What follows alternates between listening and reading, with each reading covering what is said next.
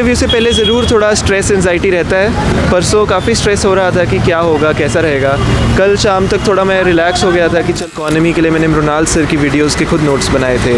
Environment के लिए Shankar IAS की बुक आती है। मेंस के लिए मैंने जो प्रीवियस 2 साल के पेपर्स थे सारे GS के, वो खुद मैंने सॉल्व। कभी जो आपके सब्जेक्ट्स वीक हैं, जैसे मोस्टली कैंडिडेट्स जो हैं एनवायरनमेंट या एंशिएंट मिडिवल कल्चर को स्किप कर देते हैं, तो उन टॉपिक्स को अच्छे से। Hello sir. हेलो सर, कैसा हुआ इंटरव्यू? इंटरव्यू अच्छा था, बोर्ड काफ़ी कॉर्डियल था और उन्होंने काफ़ी एट ईज़ फील कराया मुझे। सर, कौन सा अटेम्प्ट था आपका? मेरा फर्स्ट अटेम्प्ट था। और ओके सर। सर, आपका ऑप्शनल और माध्यम क्या था? मेरा ऑप्शनल मेडिकल साइंस था और मीडियम इंग्लिश था। ओके सर, थोड़ा अपने बारे में बताएं, आपका नाम क्या है और एजुकेशनल बैकग्राउंड क्या है? मैं हूं डॉक्टर आदित्य शर्मा। मैंने MBBS किया है गवर्नमेंट मेडिकल कॉलेज चंडीगढ़ से।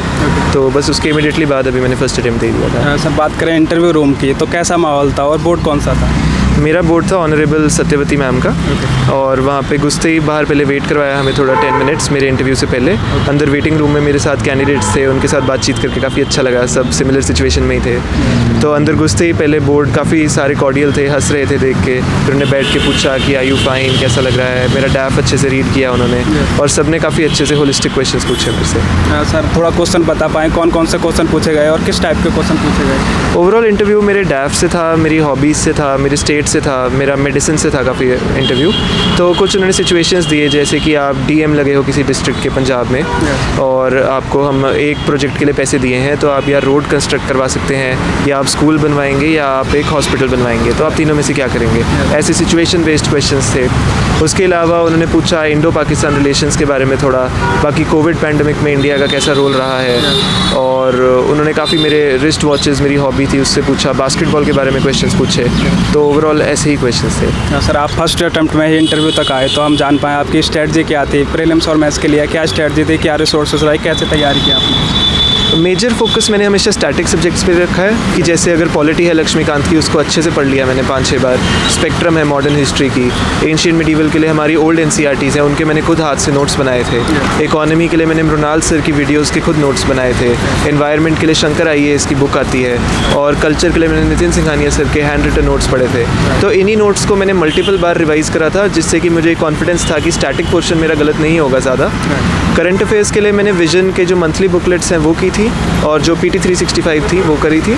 उनका बहुत ज़्यादा बेनिफिट नहीं हुआ, बट एटलीस्ट थोड़ा कॉन्फिडेंस होता है कि अपनी तरफ से करंट अफेयर्स पढ़ लिए हैं। तो मेंस के लिए मैंने जो प्रीवियस 2 साल के पेपर्स थे सारे GS के, वो खुद मैंने सॉल्व करे। उनके मैंने मॉक आंसर से चेक करा। फिर मैंने टॉपर्स की जो कॉपीज़ हैं, जैसे श्रुति शर्मा मैम, इन सब की कॉपीज़ से मैंने देखा कि इन्होंने क्या अलग करा है, उनका स्ट्रैटेजी ट्राई करा अपने में ओरिजिनलिटी के साथ मिक्स करने का। और अल्टीमेटली मैंने फिर विजन की मेंस की टेस्ट सीरीज़ दी थी, उसमें मैंने टोटल 12 टेस्ट दिए थे। तो टेस्ट का मेजर फ़ायदा तो यही था कि थोड़ा टाइम मैनेजमेंट हो जाता है और अपनी थोड़ी प्रैक्टिस हो जाती है। सर, बात करें मेंस में आंसर राइटिंग की, तो आंसर राइटिंग कब से स्टार्ट कर देनी चाहिए और आंसर राइटिंग करते वक्त किन बातों का ध्यान रखना चाहिए, क्या गलतियाँ नहीं करनी चाहिए? मेंस की आंसर राइटिंग कई टॉपर्स कहते हैं Day 1 से स्टार्ट करो, मैं तो उसमें विश्वास नहीं रखता। एक बार पहले आप आराम से अपना सिलेबस पढ़ लीजिए। उसके बाद जब आपका सिलेबस हो गया अच्छे से, उसके बाद आप आंसर राइटिंग स्टार्ट कर सकते हैं। और तब भी आप आंसर राइटिंग अपनी पेस पे स्टार्ट कीजिए, कोई जल्दी नहीं है। आराम से टॉपर्स कॉपी को एनालाइज कीजिए और देखिए कि वो क्या अच्छा कर रहे हैं। फिर उसके बाद जब आपका प्री हो जाएगा, उसके बाद आप आराम से सिर्फ आंसर राइटिंग ही करनी है, उस पर मेन फोकस है। क्योंकि प्री के बाद नॉलेज लेवल होता है, तो आंसर को फ्रेम करना मेन पार्ट है। प्रेजेंटेशन भी बहुत इंपॉर्टेंट है। सर, आपने बात की नोट्स की, आपने नोट्स बनाए थे, तो जैसे काफ़ी बच्चों से नोट्स बनाने नहीं आते, और नोट्स कब से बनाने चाहिए और कैसे बनाने चाहिए? नोट्स पहले आपने एक बार अपना रीडिंग कर लिया सिलेबस का अच्छे से, उसके बाद आप सेकंड रीडिंग जब करें तब आप नोट्स बनाना स्टार्ट कर सकते हैं। जैसे पर्सनली मैंने स्पेक्ट्रम में से social religious reform movements, peasant, tribal revolts, इन सब के मैंने नोट्स बनाए थे।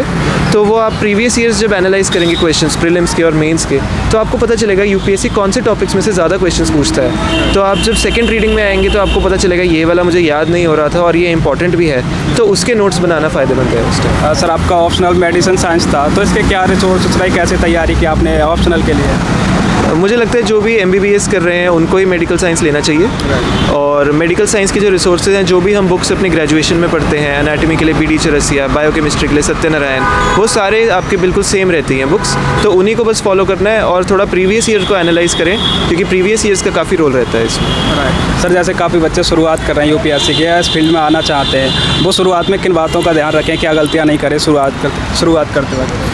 शुरुआत में बस ये ध्यान रखें पहले कि क्या वो एक्चुअली में करना चाहते हैं, क्योंकि ये लंबा प्रोसेस है और इसके लिए काफ़ी पेशेंस चाहिए, और अगर आपका जेन्युइन इंटरेस्ट होगा तभी आप इसको अच्छे से कर पाएंगे। तो दूसरा ये है कि बस खुद पे कॉन्फिडेंस रखना चाहिए और अपनी तैयारी को बिल्कुल परसिवियरेंस से पूरे साल कंटिन्यू रखना है, कहीं पे ऐसे ब्रेक नहीं लेना है और इन प्रोसेस को एंजॉय करना है साथ साथ। तो प्रीलिम्स आने वाला है, तो आप प्रीलिम्स के लिए एस्पिरेंट को कैसे तैयारी करनी चाहिए? ऐसे बहुत कम टाइम बचा है, तो अब क्या करना चाहिए एस्पिरेंट के लिए? आई थिंक अभी जो आपके सब्जेक्ट्स वीक हैं, जैसे मोस्टली कैंडिडेट्स जो हैं एनवायरनमेंट या एंशिएंट मिडिवल कल्चर को स्किप कर देते हैं, तो उन टॉपिक्स को अच्छे से कवर करना चाहिए, क्योंकि 15-15 क्वेश्चन दोनों में से आएंगे, तो 30 क्वेश्चन बहुत ज़्यादा होते हैं। तो उन टॉपिक्स को अच्छे से कवर करिए, जो आपकी वीकनेसेस हैं उन पे काम कीजिए, और जितना तक पॉसिबल है अभी करंट अफेयर्स की जो पीटी शुरू हो गई हैं यानी उनको अच्छे से एक बार देख लीजिए। अब जैसे काफ़ी बच्चे सीसेट क्वालिफाई नहीं कर पाते, तो सीसेट के लिए आपकी क्या स्ट्रेटजी थी, कैसे तैयारी की? जैसे आपका बैकग्राउंड मेडिसिन था, तो सीसेट के लिए कैसे तैयारी की आपने? सीसैट के लिए वैसे पर्सनली मैंने कुछ ज़्यादा तैयारी नहीं की। मैंने प्रीवियस ईयर्स क्वेश्चन सीसैट के करे थे यूपीएससी के, तो वो उसमें मेरे मार्क्स अच्छे आ रहे थे, तो मुझे लगा था इस बार का भी हो जाएगा। तो इस बार का पर पेपर यूपीएससी का थोड़ा मुश्किल था सीसैट का लास्ट ईयर्स के कंपैरिजन में, तो मुझे लगता है सीसैट को फॉर ग्रांटेड लेना नहीं चाहिए।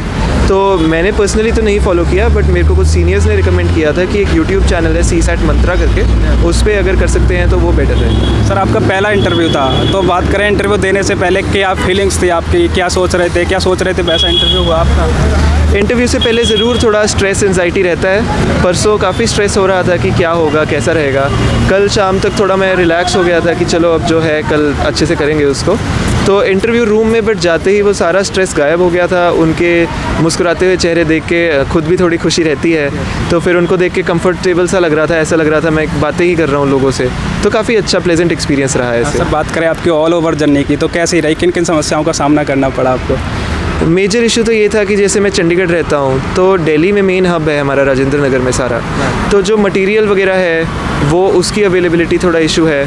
उसके बाद जो टेस्ट सीरीज़ मेंस की देनी होती है, जैसे मैंने विजन की दी थी, तो उसके लिए मुझे चंडीगढ़ पे उनके सैटेलाइट सेंटर में वो दे के फिर वो डेली फैक्स होते थे, फिर 15 दिन बाद टेस्ट चेक होके आता था।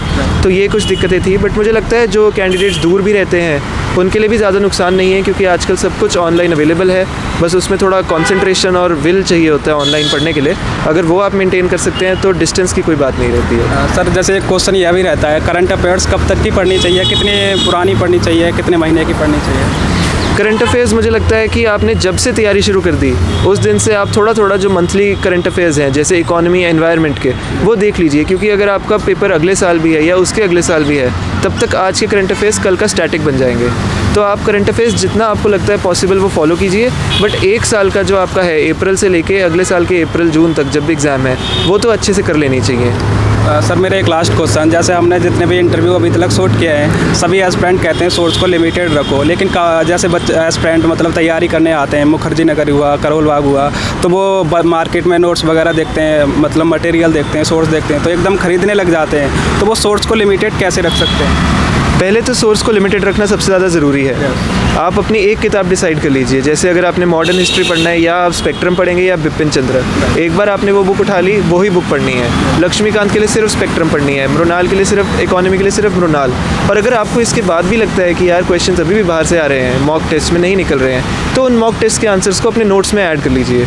बस इतने से मुझे लगता है कि इसके बाहर कुछ नहीं आएगा। सिंगल सोर्स जो स्टैटिक बुक है, जो सब बताते हैं, उससे सारे पेपर निकल जाते हैं। सर लास्ट में जो भी व्यूअर्स वीडियो देख रहे हैं या एस्पिरेंट तैयारी कर रहे हैं, आप उनको क्या मैसेज देना चाहेंगे, मैसेज या एडवाइस?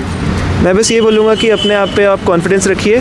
ये प्रोसेस दूर से बहुत मुश्किल लगता है, बट जैसे जैसे आपका स्टेप निकलता जाता है आप रियलाइज़ करेंगे कि ये प्रोसेस इतना मुश्किल नहीं है। इस जर्नी को एंजॉय कीजिए। अपना न्यूज़पेपर आप जितना पॉसिबल है उसको थोड़ा थोड़ा रेगुलर पढ़िए, नोट्स मत बनाइए, और अपने आप में पूरा पेशेंस और परसिवियरेंस रखें, क्योंकि ये लंबा प्रोसेस है, बट बाद में यहाँ आके अच्छा लगता है। Okay sir, thank you so much, all the best. Thank you.